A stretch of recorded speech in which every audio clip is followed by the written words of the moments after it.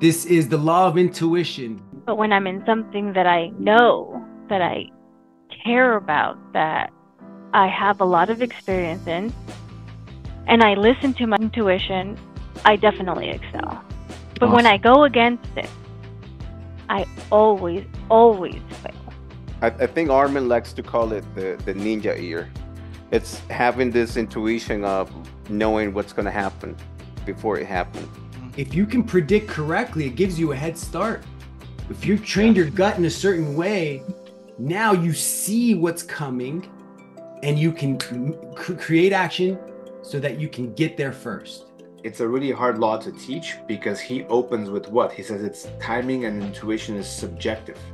And immediately your brain does this flap opens up and you're like, what do you mean? No, data first and everything else. Who cares about how you feel? What does that have to do with anything? Right?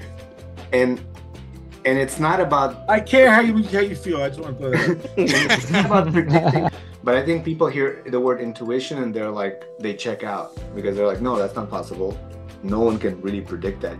The problem with knowing what's going to happen before it happens is it comes with what's called a bias. Leaning heavier in one direction than the other based on your own experiences and feelings. There is a gender bias, ability bias, age bias, and I think that it says here that some of them are unconscious as well. And right now we are studying this law, maybe we can focus on the leader bias, like with all of the laws that we have learned, we can apply that and have an advantage. Doesn't it come down to prejudging and avoiding predicting the future? Because we really can't. And especially in sales, prejudging is a killer.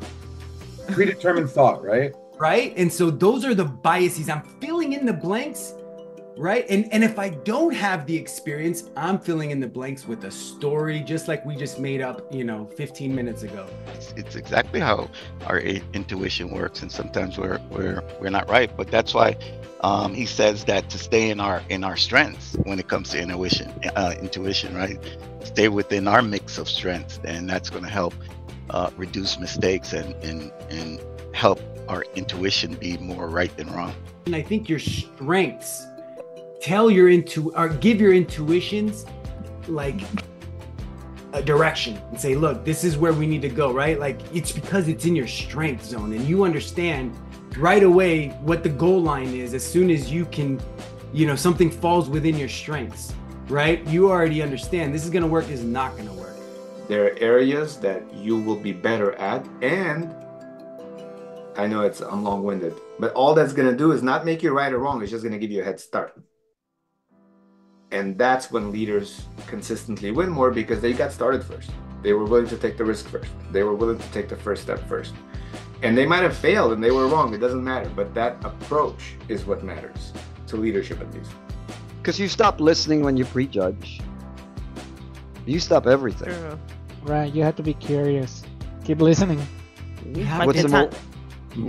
Like the time that I assumed that an older person, their fixed income was Social Security when it was actually pension, and I insulted her. She's like, no, not Social Security, my pension. I was like, oh, so mental note, don't ever assume what type of fixed income a person has based on their age. Whatever your intuition strength area is, because of the experience, right, in life and in work and in relationships, the key is, he says, to evaluate everything with the bias. And the challenge is that we as human beings use the bias filter to jump to a conclusion.